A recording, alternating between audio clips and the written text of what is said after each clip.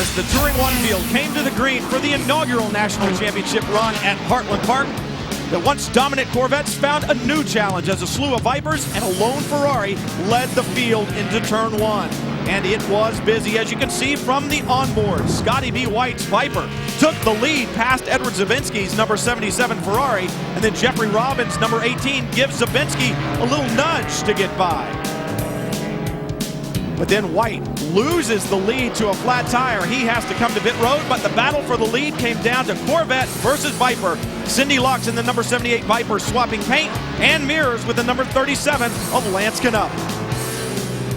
With Lux's brakes fading, Knupp gets by on lap 17, and with the crew cheering him on, Knupp took the checkers, leaving the Corvette's 6-year winning streak intact.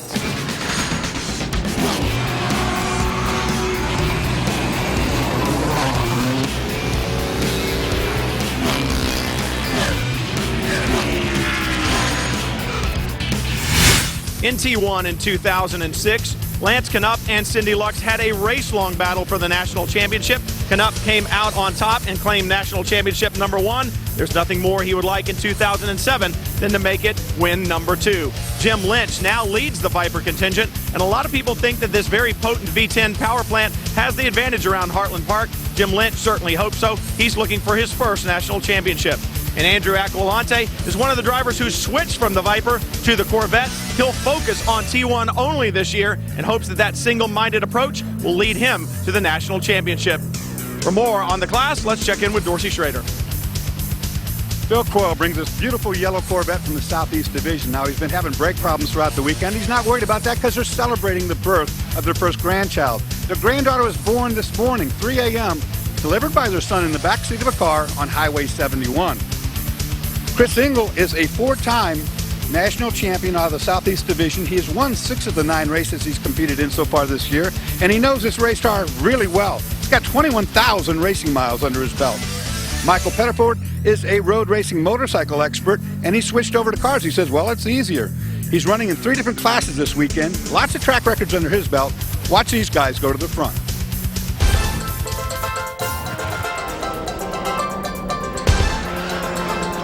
The SCCA National Championship Runoffs presented by AT&T is the yardstick the competitors use to measure themselves against the competition. The competitors in the Touring One class are no different. For the last 44 years, competitors have come from around the country, indeed around the world, to battle against the best. And today, the battle is in the high-performance Touring One class. Welcome to Heartland Park, Topeka, the second time this venue has hosted the National Championship. I'm Brian Till, along with Dorsey Schrader, Mike Johnson, and Chris Neville. This is a beautiful facility. Dorsey, I say the second time the Runoffs has been here, but it might as well be the first time, seeing that the track has seen changes since last year. Well, they've reconfigured the track once again. It's a 14-corner track, and it's 2.5 miles long. Turn 1 and 2 right here have been opened up much faster. Turn 8 and 9 also opened up much faster. Well, that's good for some cars. It's not so good for others. Some people complain about it. This end of the racetrack, very, very quick. This end is more technical. They call it the Autocross. You got to be spot on.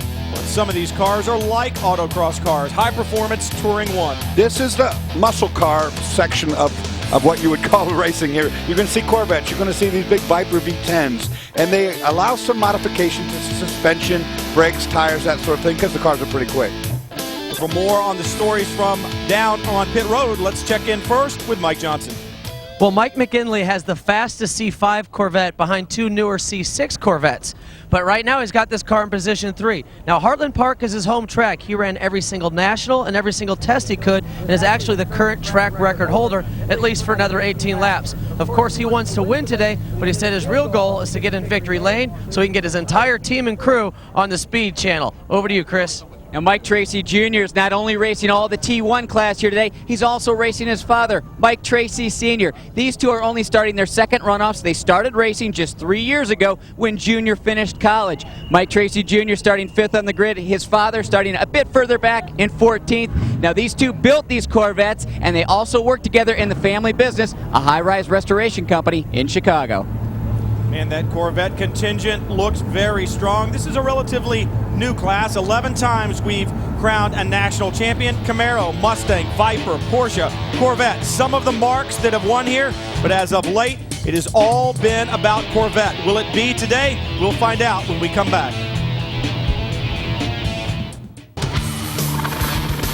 The SCCA National Championship runoffs from Heartland Park to Pica. 11 times the T1 class has been battled for. It'll be 12 today. We'll crown our 12th champion. We're going to have some onboard shots for you. One of them was right there from the 22 car, Ole Thordarson. Ole is a rookie, and maybe he's made a rookie mistake, Dorsey. He didn't get out in time. You got to be on the grid within 5 minutes of the time. He didn't make it, so he will start from pit lane. You just saw the pace car go by. Here come the cars. They'll be on their warm-up lap right now. Ole will start right where you see him sit on the inside of the pit lane until the green flag comes out. Now, it won't penalize him too badly. He was due to start 18th, and there are 20 cars in the field, so he'll be okay, but perhaps a rookie mistake. But let's look at the rest of the field, because we've got some true competitors in here. 7 divisional champions will take the green. Andrew Aquilante, the first of those, going for his first runoffs victory. Mcginley, also divisional champ. And then Lance Knopp, he is our defending race winner. He also has a shot at the SCCA Triple Crown. He won the June Sprints, and he won his division. If he wins here, he'll take home that very coveted Triple Crown. Eric Jones there in 11th, a rookie. He'll lead the second 10. A couple of divisional champs in there as well, Chris Engel and Michael Pettiford. You see Ole Thordarson starting from the back, one of our camera cars. They'll let him roll and not have to start from pit lane. That is a very good thing. So he will roll off and take the green flag last. And we've got another camera car for you as well that'll be starting a little bit further up the grid, and that is the number 50 of Mike Mcginley. Mcginley, you heard from him at the beginning of the show. He will roll off third, so he should have some great shots for us today from that Corvette. Well, I think since Ole's at the back of this field, that makes me believe that he probably did exactly what you talked about, being a rookie. He said, let me just start at the back. I don't want to cause any trouble. For more on the stories from down in pit lane, let's check in with Mike. Well, right now, David Pinteric is the lead Viper contingent in the class right now. Now, the SCCA realized that Viper was so fast, they took the restrictor from 53 to 45 millimeters, and the Viper is also 420 pounds heavier than all the Corvettes in the field. Now, the Viper does have much better brakes than the Corvette, but since Heartland Park changed turn 1 and on the back straight from the slow corners to now fast corners, they've lost that advantage too. Right now, David's just hoping that he doesn't make any mistakes, and maybe the cars in front of him have some trouble. Chris? Mike, you might recognize that name, Rob Hines, back in the 24 car. That's because he's a past champion. He won in the T2 division back in 1999, and he finished second back in 2004. However, Rob Hines starting 13th today. This is his worst qualifying at the runoffs. Now, what he's saying is transitioning from T2 up to T1, it's been a little bit more than he anticipated, so he's still trying to come to grips with that Corvette. One thing he's hoping for is rain. He loves it wet. Well, we've had some rain in the area, but our booth meteorologist Rick Radachek was just checking the computer, and he says it looks like it's gone south, so perhaps we will stay dry for the Touring 1 events. Lance Knopp and Rob Hines, 2 national champions in the field, so that experience counts for something. It does, but I'll tell you what, pole sitter Andrew Aquilante normally runs 3 classes. He put 2 cars, parked them, said, I'm going to concentrate on winning this. He's on the pole by a second and 4/10. He's got a huge advantage in speed. 5 wins in 6 national events this year, so he is very good behind the wheel of that Corvette, and that's a change. He ran the Viper last year, but the Viper was on the pole by over 2 seconds this year, or last year, I should say. This year, Aquilante takes the Corvette to the pole, looking for the green. The horsepower has been unleashed. Touring 1 underway. Aquilante with a good start. These guys are not afraid to lay paint on one another. They'll lean these cars and push and bang doors, do whatever it takes to get this win. Already in the dirt, coming through the little kink there. You ride on board. That's Mcginley. He's dropped back a little bit there at the start. You saw the Viper had gotten past him.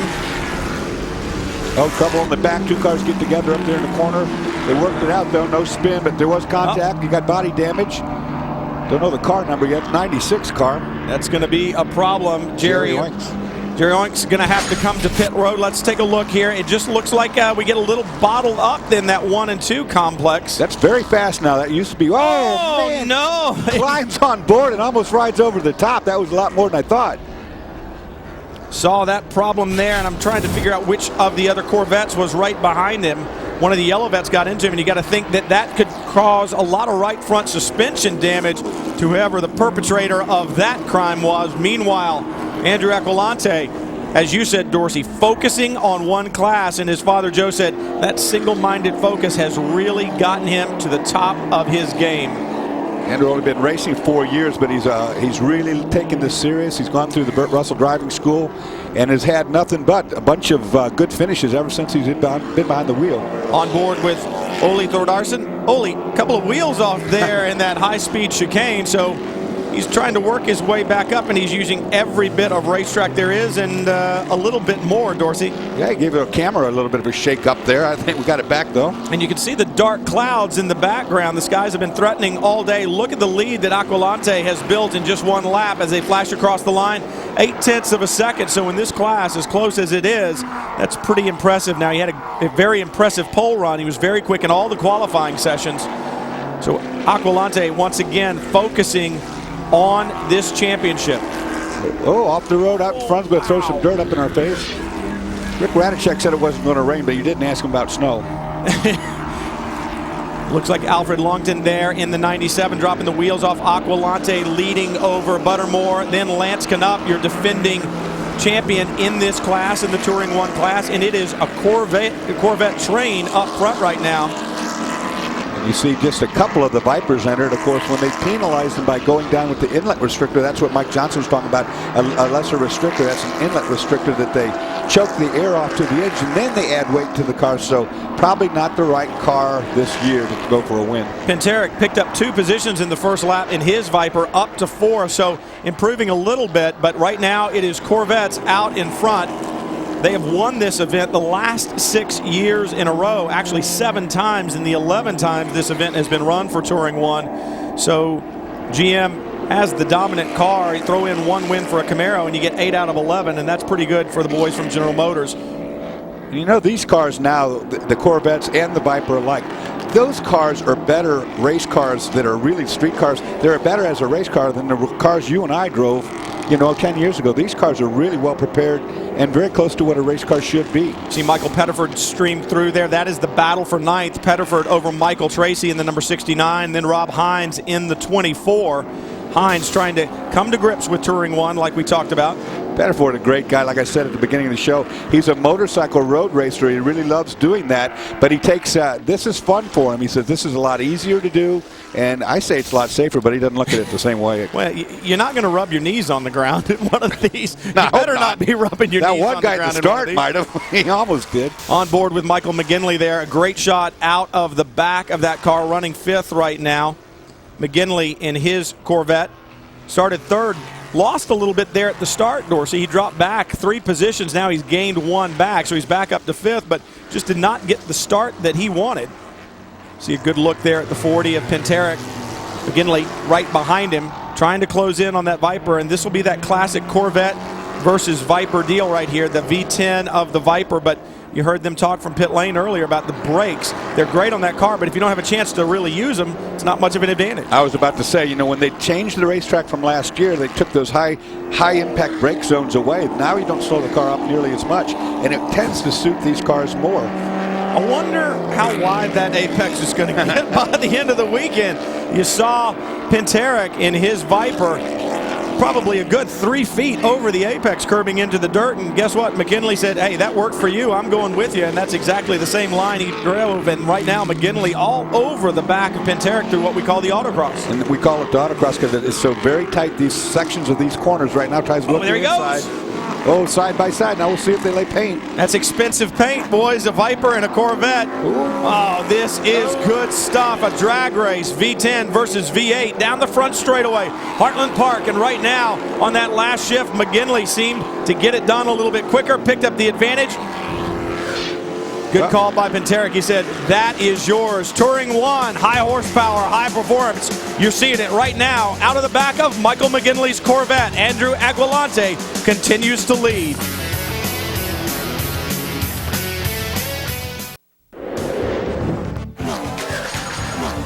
Halfway through the season, John Buttermore Sr. decided his team's best chances for a national championship was to pull himself out of the car and put his son in this T1 Corvette.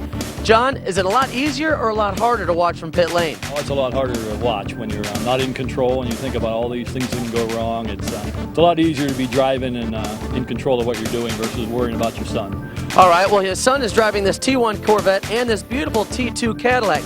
Obviously, same engine, same driveline, but they drive completely different. John, what's the difference? Yeah, the Cadillac's a good bit heavier than the Corvette and needs smooth inputs for it. Both have the identical drivetrain, as you mentioned, and the same transmission. Driving style is pretty similar. Both are very fast, and both are looking to be at the front of the field come Friday and Sunday. Well, you've been in the front all weekend long. Good luck. Well, John Buttermore running second right now, so all that track time that he is getting, he's putting it to good use, Dorsey, because he's got a great run going right now, about right at 2 seconds behind Andrew Aquilante, but doing a great job. You know, my dad never gave me the keys to both a Corvette and a Cadillac. Actually, he never gave me the keys to either one. And the Cadillac's up in the ante. They're building a new Cadillac that's based on the Z06 Corvette frame and chassis and engine, so that's going to be a hot rod Cadillac that you would want in your driveway. Lance Knupp right there behind John Buttermore in the number 37 Corvette, the third car in your shot. Knupp, remember, going for not only another national championship, but going for, the Triple Crown as well. Now that was close. That's on board the number 22 once again. Oh, look at this, Mike Mcginley, and we saw a Corvette sideways right in front. He'll make that pass easily, but I thought maybe we were going to get a T-bone there for a minute. That was on board with Ole Thordarson. Ole working his way up, remember. He's had to start last when he got to the grid late. He's up to 16th now as he flashes. Don't say crashes. Don't say crashes. As he flashes across the line. He's already had enough bad luck today. I don't need to give him that luck. Thordarson, a rookie once again, his first appearance at the runoffs. And he's doing a good job. But look at this battle for 8th right here. Michael Pettiford, Michael Tracy having a good run at it. Tracy in the number 69, the black Corvette with the gold down the side, really beginning to put pressure on Pettiford. Pair of black Corvettes, actually. Pettiford running right where he started. He's running 8th. He started 8th. He, like I said, running in 3 different classes this weekend, has been definitely getting the track time, no question. Now, we talk about Andrew Aquilante going from 3 classes to 1 to focus on it. He thinks that that has probably been a hindrance over the years, running 3 different classes, trying to come to grips with multiple cars and drive lines. When is it a hindrance and when is it a help? Well, you know, really, if you get limited track time, that it can be a help if you're running multiple classes because you can learn quick. On the other hand, if you're running these classes and they happen to be right behind one another, you know, fatigue can set in. You just, you know, your braking points are different on all these different cars, and how you go about business is different. So unless you have a lot of experience and used to that sort of switching back and forth, it's probably a deterrent. Right now, Tracy trying to get the best of Pettiford as they head down to turn 1, and you've got to be able to take the characteristics of the one car and put them out of your mind and focus on the one at hand, and that's exactly what these 2 drivers are doing right now. Pettiford and Tracy having a good go for the 8th position in their Corvettes. You know, these cars, like very near a spec car. You're buying a street Corvette, you're buying yourself a Viper, and they have some modifications to them that are open, but not very much. So the cars are very equal, and it makes really good, you know, a good driver class. And they're just flat out fast. This new Z06 is incredibly quick. You pointed to it, Dorsey. The cars that these guys are racing that are almost showroom stock, cars that we would have loved to have raced as a race car several years ago. They've got the horsepower, they've got the speed, and the advancements in the suspension and the braking systems are just absolutely fantastic. You know, the only thing they're lacking from an old Trans Am car is they don't have as much horsepower, but the handling and so forth, no doubt about it, Brian, these cars are true race cars. They don't make you deaf either, but Andrew Aquilante right now trying to use his mechanical engineering education to take him to a national championship. He's at Penn State University. He's a junior, and he is a mechanical engineering major. Right now, he is leading the Touring 1 class at the SCCA National Championships. Will he take the gold? We'll find out.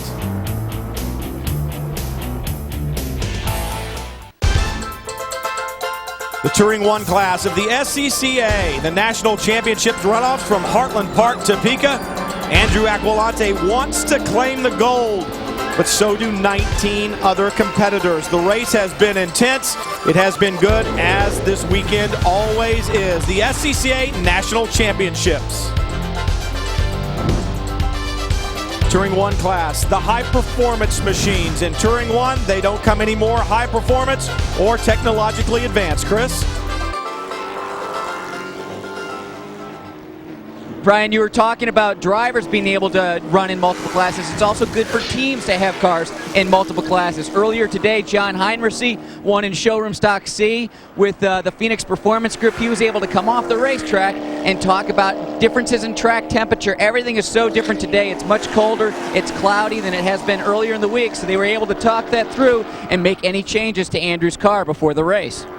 Well, the Aqualantes run a prep shop. This is not the only race cars that they do. No. They have like 45 customer cars that they take care of, or help with, I should say, not take care of necessarily. But so there's a lot of depth to that family and to this racing effort. Yeah, it's impressive. I was speaking with Joe earlier. I could remember 45 or 46 cars, 5 of which are out of their trailer. So there are a lot of very fast Phoenix prepared and built cars in this field. Oh, problem for the 89, Michael Tracy.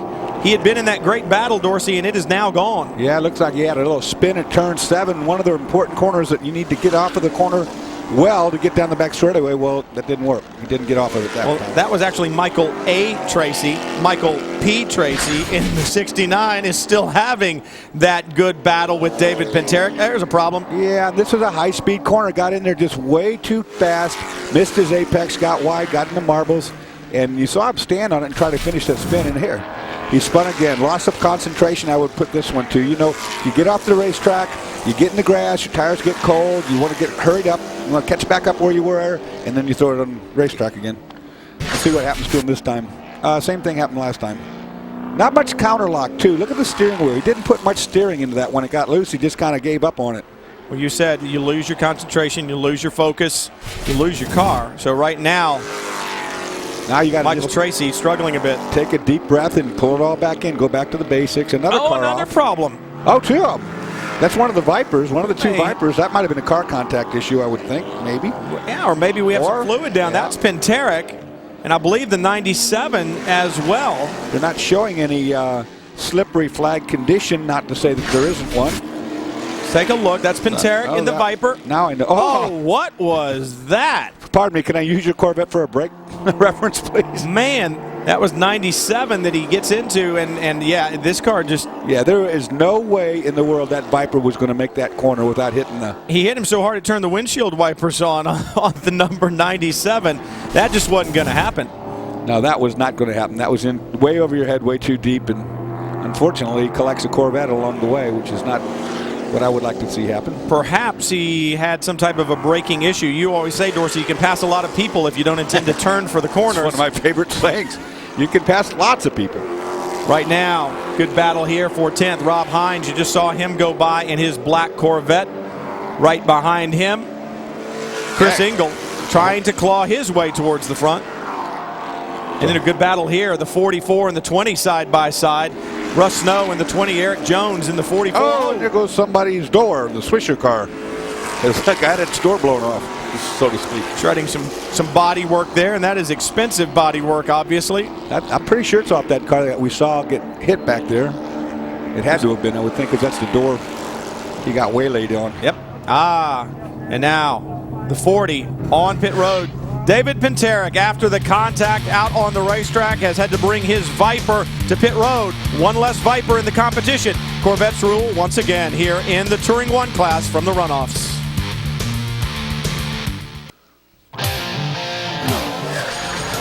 The Touring 1 National Championships. At the drop of the green, Andrew Aquilante on the left side of your screen in the black Corvette with the yellow takes the lead from his pole position.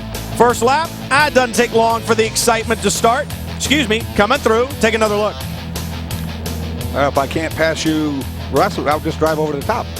Michael Tracy with his problems in the grass, and then Penterick in the Viper in the number 40 has some type of a brake problem there, and into the side of the 97. Then a problem for the number 37, Lance Knupp. That is your defending champion.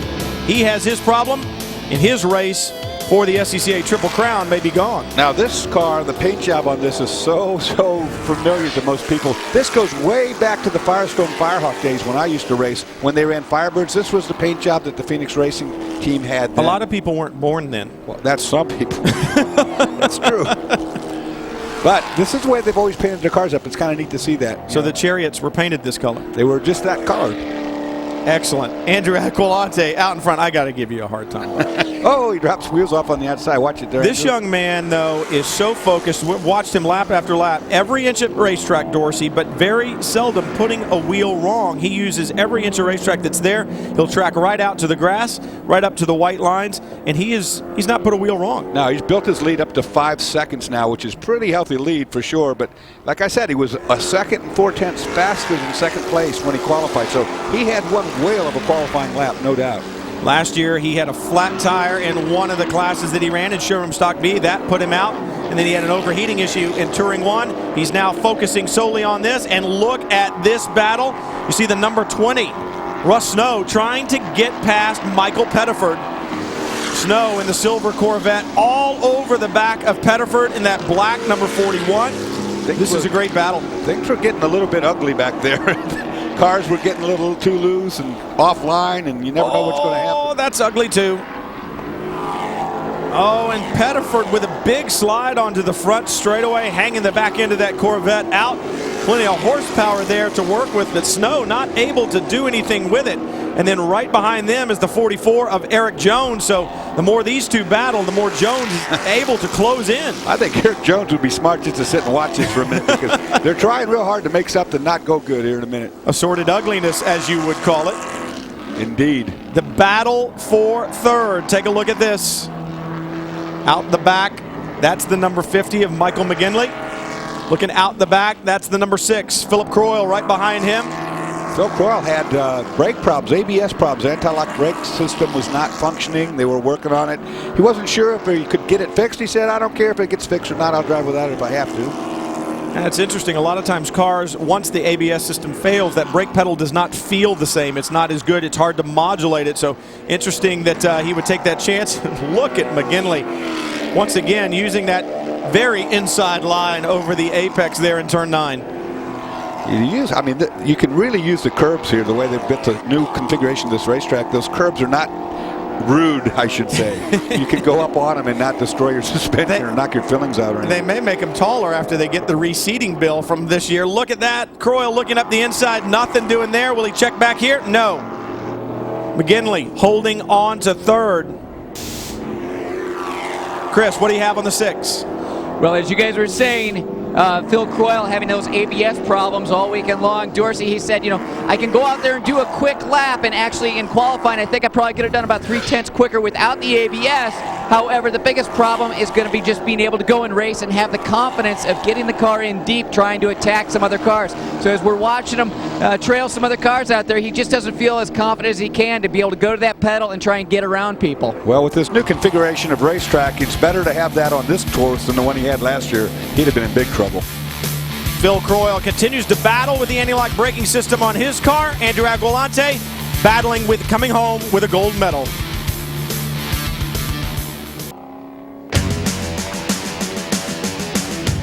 Touring 1 action continues at the SCCA National Championships. Battles throughout this racetrack.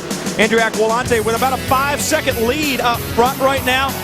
But a great battle here for 10th. Russ Snow in the number 20 out in front of Eric Jones in the 44, and then Jerry Onks in the 96.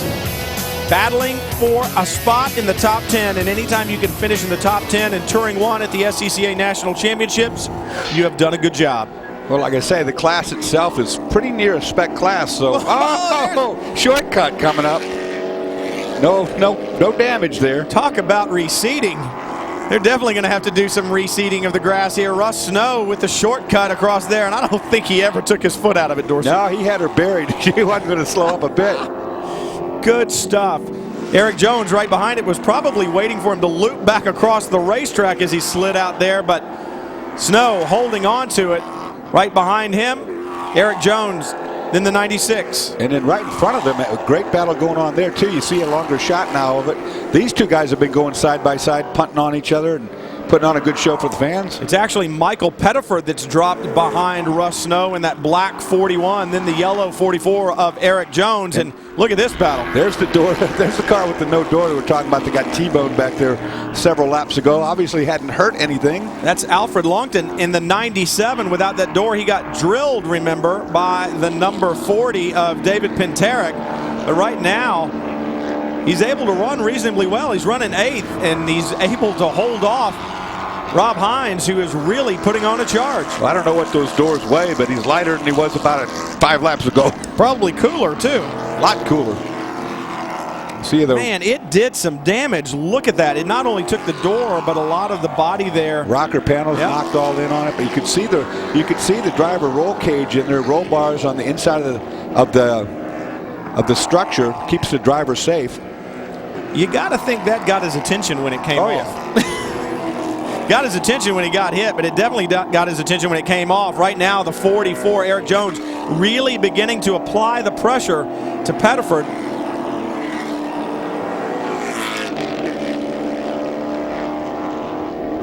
Look at this. This is Eric Jones working his way up. Oh, he was there. He could have almost got that done, I think. This is that autocross section, and there it is, the 44. Eric Jones really sliding the car a lot. Pettiford struggling, trying to hold on to that position. This is our 6th straight race today, and why I'm saying that is I'm seeing a lot of debris and marbles and stuff on the outside of the racetrack. These cars, when they try to make a pass, are going out there and losing grip. Interesting, I just saw windshield wipers on the 24 of Rob Hines. I don't see him on anybody else. I don't know if he just had some debris he was trying to clear, or we're going to be getting some raindrops down there. But Eric Jones really putting the pressure on Pettiford down into turn 1, side by side. This is what touring is about. And 44, Eric Jones moves to the top 10. Andrew Aquilante continues to lead. Michael Mcginley trying to hold on to 3rd. You look at the competition out the back. Phil Croyle trying to mount an attack. Aquilante going for the gold.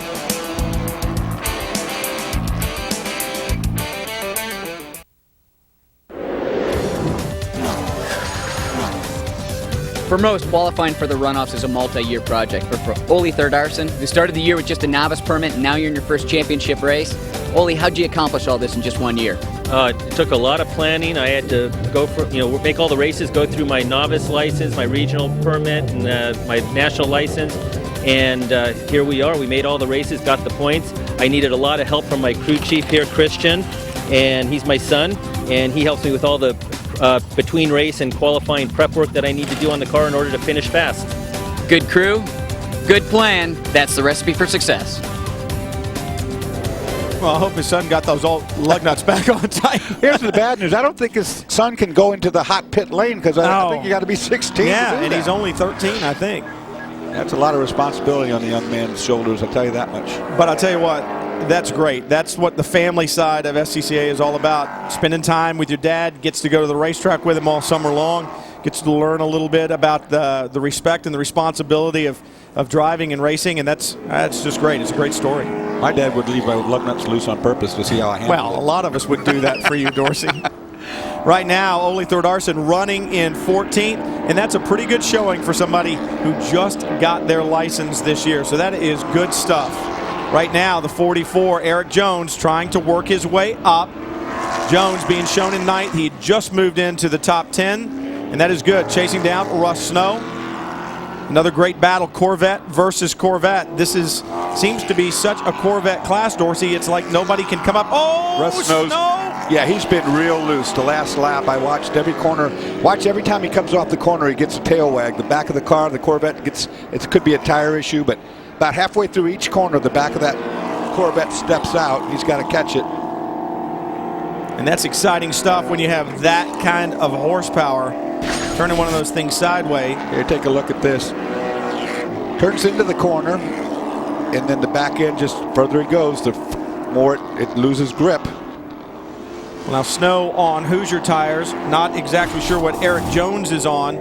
One of the knocks that one of the competitors had told me earlier about Hoosiers was that they're very fast in the beginning, but they tend to go away. But you can make any tire go away if you start sliding it a lot. Yeah, no question about it. There is our leader, Andrew Aquilante. He's pole sitters, just checking out on everybody. He's got a pretty good 7-second lead now, 7.5 seconds. Working his way past Michael Tracy, who's running 15th. Andrew Aquilante having it all his way. Perhaps the single-minded focus of running only one class will bring him the one thing that he wants most, and that is an SCCA National Championship, the gold medal in Touring 1.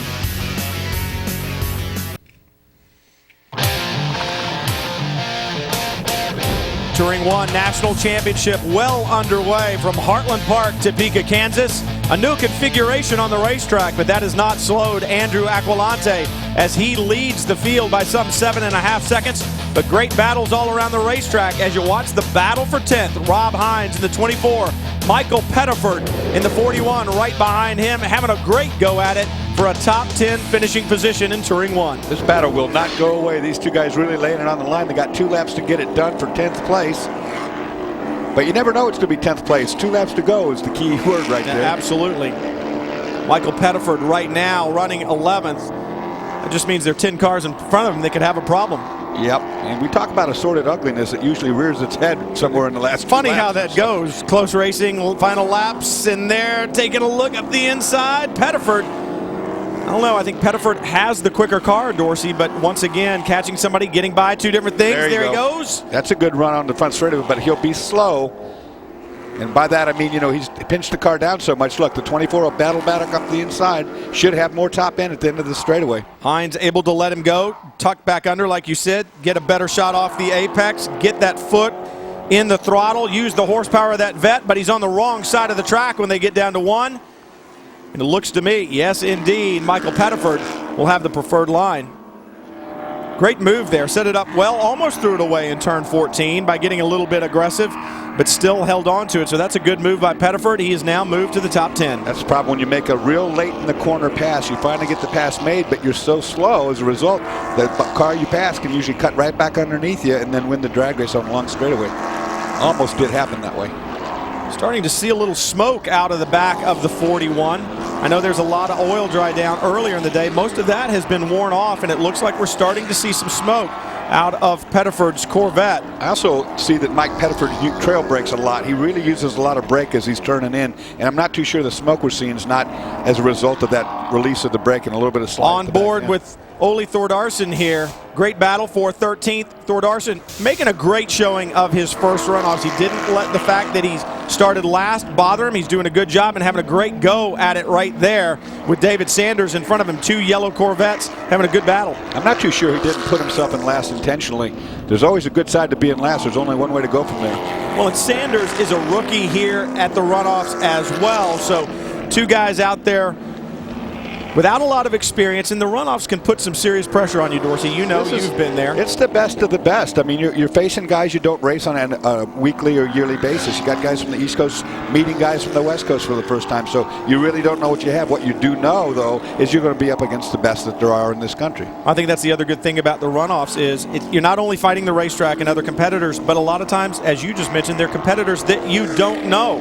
Andrew Aquilante, 7.5 seconds in hand. And when you go up against people, look at him using every inch of the racetrack. Yeah, he's just really putting on a clinic again. You know, he's just up on the curbs, using just enough, not getting in any trouble, not sliding the car. You see all the other Corvettes are all moving around. This car is glued down. Yeah, I was saying when you go up against competitors that you don't race with on a regular basis, you don't know their tricks, you don't know their habits, you don't know their attitudes. And so when you come here to the runoffs, it's always interesting. Joe Aquilante there, the father cheering Andrew on, and once again, that family certainly knows how to build race cars. The checkered flag waves. Single-minded focus brings a single gold medal to Andrew Aquilante. They did what they set out to do. They focused on one championship, and the championship is theirs. The crew shaking hands. 7-second margin of victory over John Buttermore. A great run for Buttermore as well.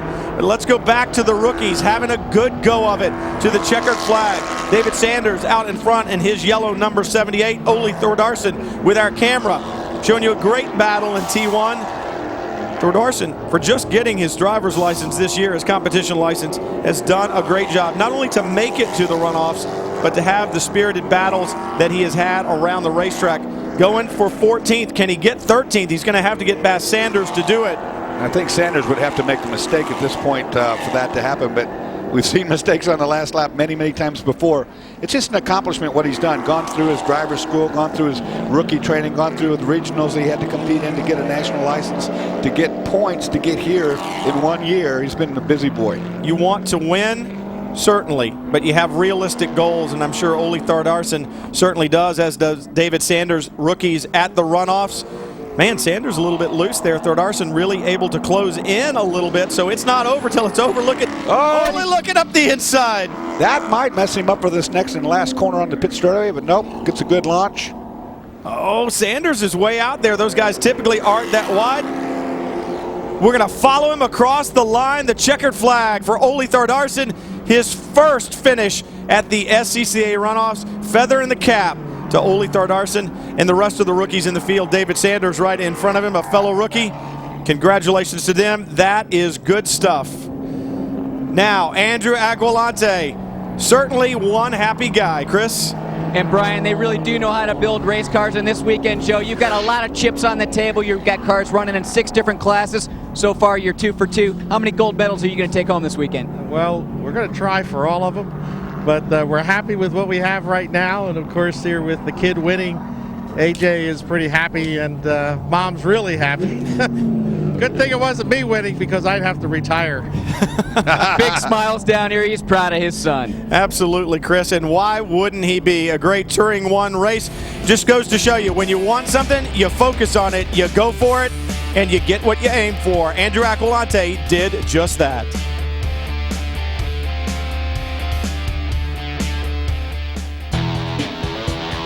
The Touring 1 battle at the SCCA National Championships has been settled. It is over. Andrew Aquilante, stellar drive from the pole, takes the victory. Let's get to the celebration and Chris Neville. Well, just like his father, big smiles on Andrew Aqualante's face as his mom, Jean, puts that gold medal around his neck. Andrew, that green flag came down. You just drove away from the competition. Yeah, well, thank you very much.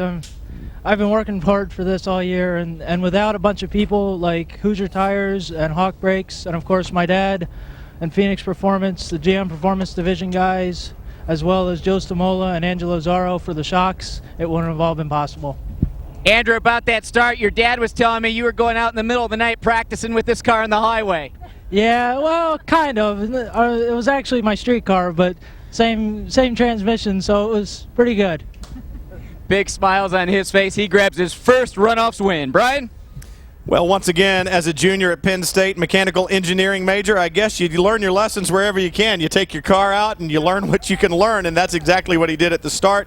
He was spectacular. Never put a wheel wrong. Now the whole crew trying to get in this Corvette to go for the victory lap around Heartland Park. I didn't know you could get that much baggage in a Corvette. Well, I'll tell you one thing. That sounds like a good thing to do when you do it, but when they get down to turn 1, those guys in the back seat are going, maybe this was not so smart. Andrew's been driving all day long at well over 100 miles an hour. They're going to get a little dust in their eyes. Take a look. Aquilante with the victory, but a good run for Buttermore to second, Mcginley to third. They got to be happy about that. Philip Croyle had a great race all race long, putting pressure on the guys around him. Look at the second page there. Jim Lynch in that Viper, he struggled to a 20th place finish, as did David Pinterick after the contact out there. He'll end up finished 16th after the problems that he had in the braking zone. Aquilante continuing to celebrate with his crew, but while we do that, let's check in with Mike. John Buttermore, a great second place finish. Obviously, you and the dad and the team made the right decision, put you in the car. Best result for the family. Good job. Yeah, it was good. Andrew got a good, clean run at the start and got a good gap to me. Although I could keep that gap to him, I could never close it. He deserved to win. He was faster and drove a great race. You know, really happy with how the way the car performed. Thanks a lot to Hoosier Tire, who have helped us out tremendously through this year and are one of the reasons we're here on the podium. It was a great job, and we'll go to Chris. Well, Mike Mcginley started third and finished third, but you had your hands full out there. It was exciting. It was a fun race. The C6 has kind of got away from me in the beginning, and Phil was all over behind me, but luckily I distanced him a little bit. It's because of my crew chief, Jeff Cott, back here. It's a special setup that he put on the car. I got to thank him and Bill and Dave. All the guys have been helping me all weekend, so appreciate it. Well, that special setup glued it to the road today. Well, definitely did glue it to the road. You know, I talked earlier about Hoosier Tires maybe going away a little bit at the end, but I'm looking at the top 3 on Hoosiers, and it certainly didn't go away to them. Like I said, you can burn any tire off if you're sliding it around a lot. You know what I like about this thing? I like all the families involved right there that we saw, all the emotion that's being shown. That's what this SCCA Runoffs is really all about. Well, and I like looking at all the rookies in the field. We followed Ole Thordarson around today. Got to see him in his rookie performance as well as several others out there, and that will stand good stead for the rest of the season, or the rest of next season, I should say, for the growth of the Touring 1 class. It is a great class, high performance, high speed, and some great racing for sure. For Dorsey Schrader, Mike Johnson, Chris Neville, I'm Brian Till. Make sure you catch all of the runoffs action right here on Speed. There will certainly be plenty of it. We've seen it in the races run so far. We'll see it in the remainder that we bring you right here on Speed. So make sure you join us, won't you? So long, everybody.